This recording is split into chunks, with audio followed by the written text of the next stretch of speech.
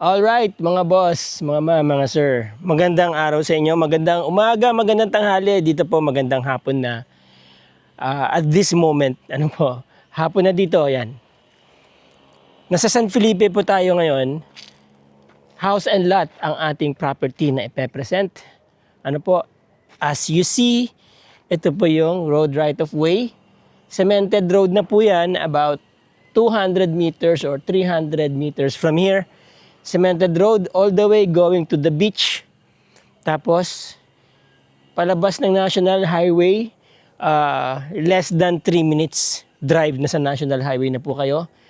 So, pasilip po muna natin kay Chokokoy.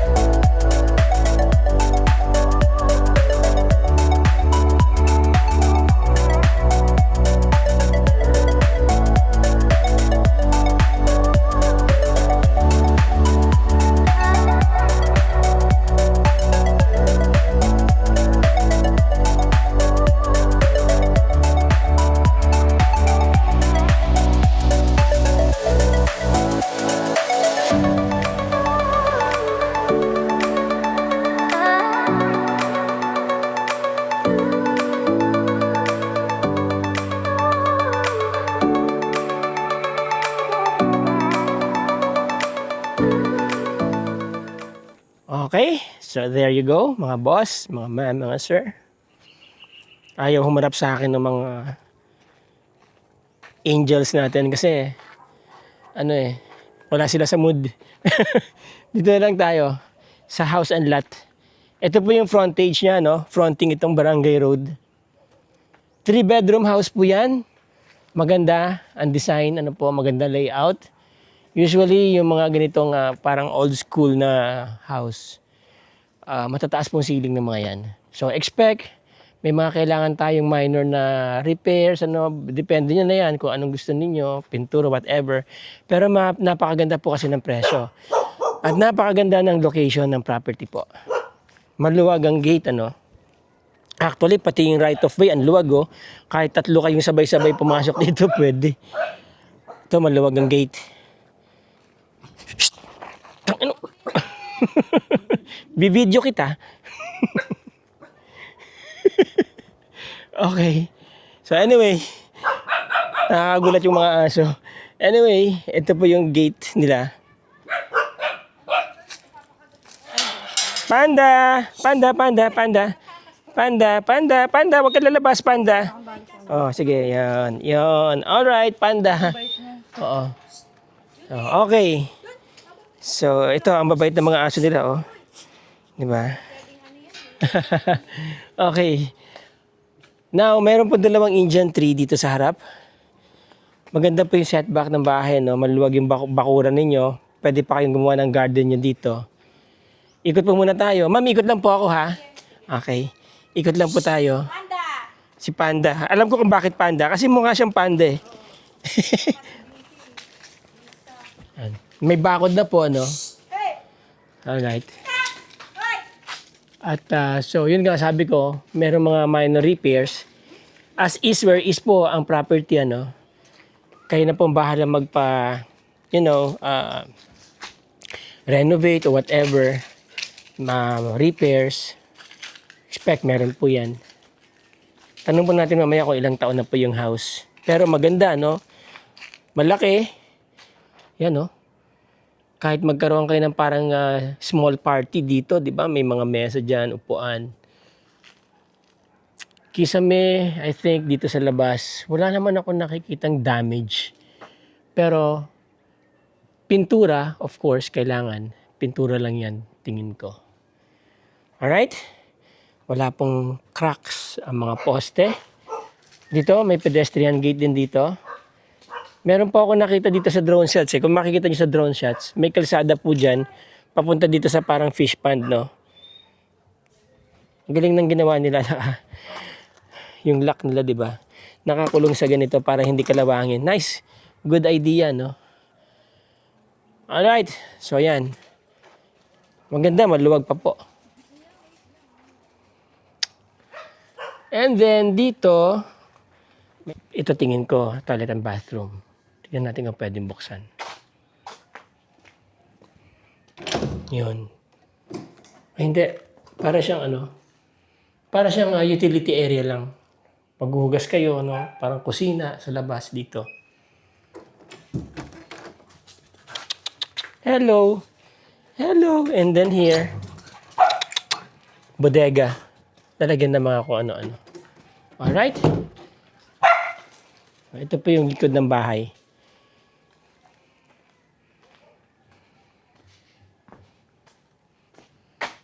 Yon. May talisay tree dito. Malinis naman ang paligid na parang pinapalinisan ng may-ari 1 meter or 2 meters para siguro mo syempre mag-prevent ng at least may distansya mula doon sa mga kamarikutan. Ayan. Okay.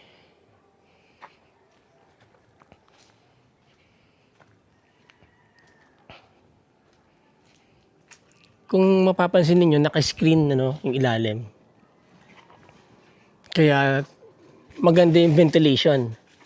Kung mainit man kasi hot air goes up. Labas agad dito. Cold air kinihigop sa ilalim Yung pintuan din dito. Palabas. At papasok syempre. Now, what is this? Kabayong buntis. Ano ito? Hot bath. Hot water. Dito sa labas. May hot shower sa loob. Okay yan kasi para hindi nyo nakukuting-tingin dun sa loob ng toilet and bathroom kapag may kailangan kayong ayusin. Dito na siya sa labas. Okay, dito, source ng tubig. Yan Pwede nyo pa sigurong gawin yan, buhayin. Tanong natin sa owner mamaya.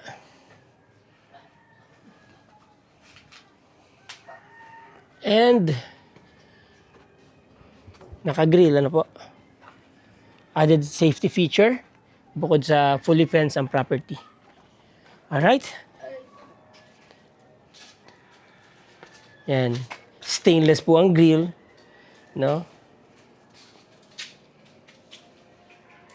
Wow, maganda ang loob ng bahay, mga boss. Meron siyang glass blocks dito para maganda may pasok ng natural light just in case ayaw nyo magbukas ng ilaw. No? Yan. Hubad tayo ng shoes natin, mga boss. Okay. Maluwag ang bahay. Almost open design. May divider dito sa gitna. Yun, ang luwag, no? Dito pwede kayo maglagay ng malaking TV, Right? Nasa po siguro tong bahay nyo? Nasa 300 square meters? Floor area, po? Yung lote lang. 500? Yan nga po, may natirang 200. Ano po yung bahay doon sa tabi? Stock room yun? Stock room tsaka washing room. Washing room, okay. Tapos yung dito, yung taxi. Source po ng tubig. Ngayon po, ano pong source ng tubig nyo rito? So water district, yung sa may San Felipe. oo, Kailan yan pa po pinagawa tong bahay? mga 10 years na to. 10 years na po mahigit. Oo.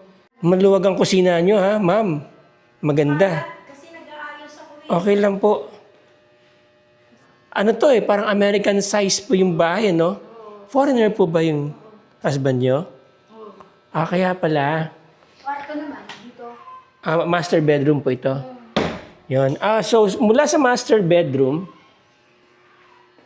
labas dito sa kusina kaagad, no? Saan nyo po sana ilalagay dirty kitchen nyo? Ito yung nakita ko pintuan sa labas. Doon sa labas, para pwede ka mag-ihaw ng tuyo. Yun. Yung doon, yung nakunan ko doon. May pauso pa ako doon. Ah. Nagpapid ako sa... Ano po itong mga nakatambak na hollow blocks na yan? Slab yan? Poso Negro yan. Yan ang Poso Negro. Sa tubig lang. Ang Poso Negro, Poso Negro lang ng tubig. Parang ano po ito, catch basin.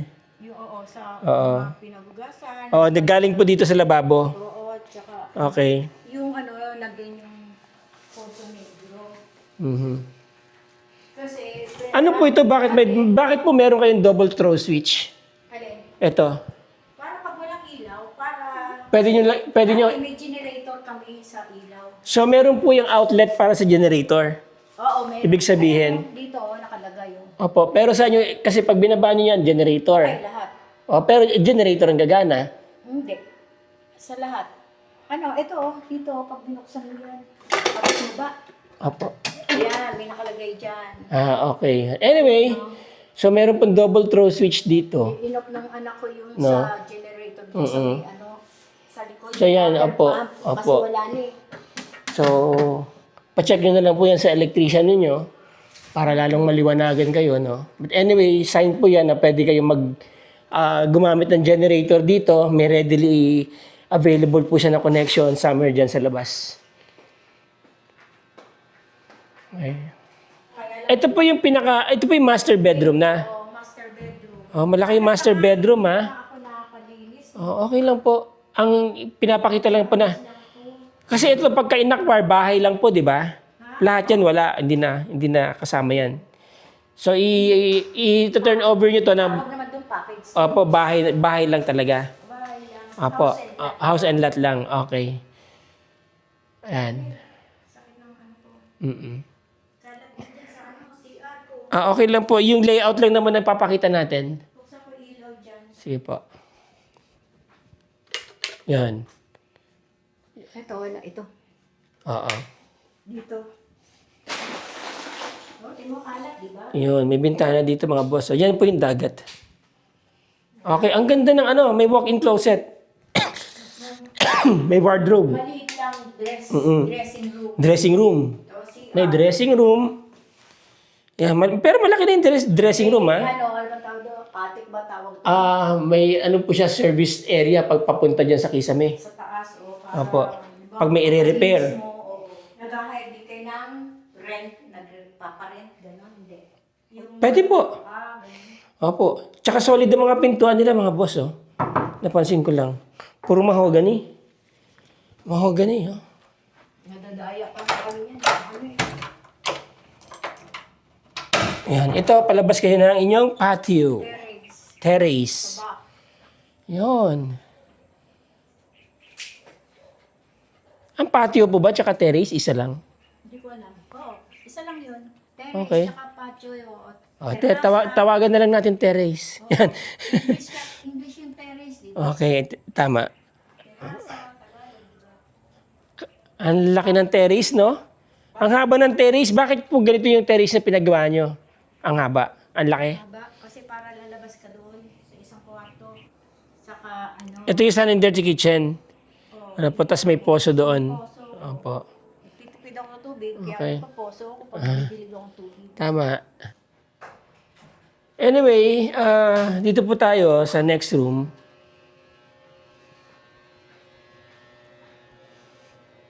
Yun, marami pa palang kwarto dito. Dalawa pa. Isa at dalawa.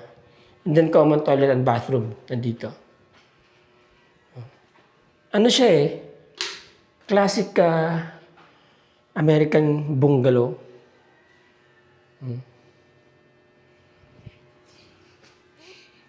Ganitong klase yung mga karamihan pinapagawa na bungalow sa Zambales eh.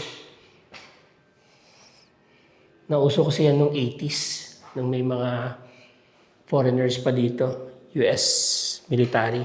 Anyway, ito yung pinto, palabas dyan sa terrace. Yan. Alright. Maluwag ang kwarto mga boss ah. Bubuksan na yung pinto. Hindi na po, wag na po, okay na. Ayos na po yan. Buksan pa sana eh. Ito po, check ko. Itong kwarto na to, Kwarto dito, kaso mo may tumira ditong balasubas. Oh. May sigarilyo, naninigarilyo sa loob. kailan nyo ba pinaalis? Bago lang? Dito lang September, kaya Ano ba yung umupa? hindi upa, natuloy lang. Kamag-anak kong balasubas is scammer. Ang ganun. Niloko ko. May sigarilyo pa eh. Babae ba lalaki? Bae. Okay. Nakitira lang sa inyo? Oo. Tumira ng balang buwan.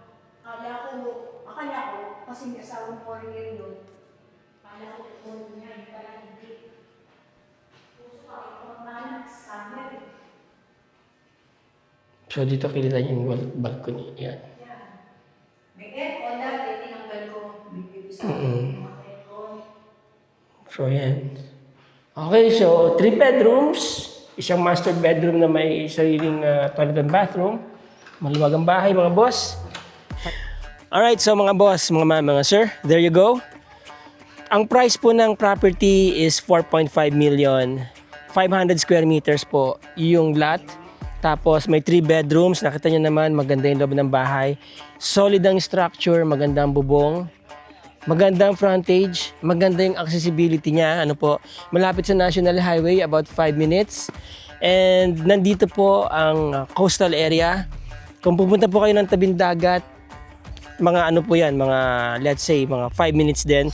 Kasi iikot po kayo eh. Pero malapit po siya sa dagat. Ano. Nakita nyo, may coastal road na po dyan na pwede nyo tambayan tuwing hapon. Alright? Again, this is located in San Felipe, Zambales. About 3 to 3.5 hours drive from Metro Manila if you're coming from Balintawak or NLEX Balintawak Toll Plaza, mga boss, mga ma'am, mga sir. Alright? Yung mga interesado po dyan na makita itong property, gusto niyo mag-schedule ng viewing or tripping or meron pa kayong mga katanungan, nandyan po ang aming contact details. Dito po sa screen ang aming Globe, Viber, and WhatsApp. At yung iba po nandoon sa description ng video mga boss, mga sir. may ayaw humarap. Ayan na. Ayaw. Wala siyang lakas ng loob mag-ano ngayon, mag-chow. Ba't kaya? Okay mga boss, mga sir. Till the next video. Ciao.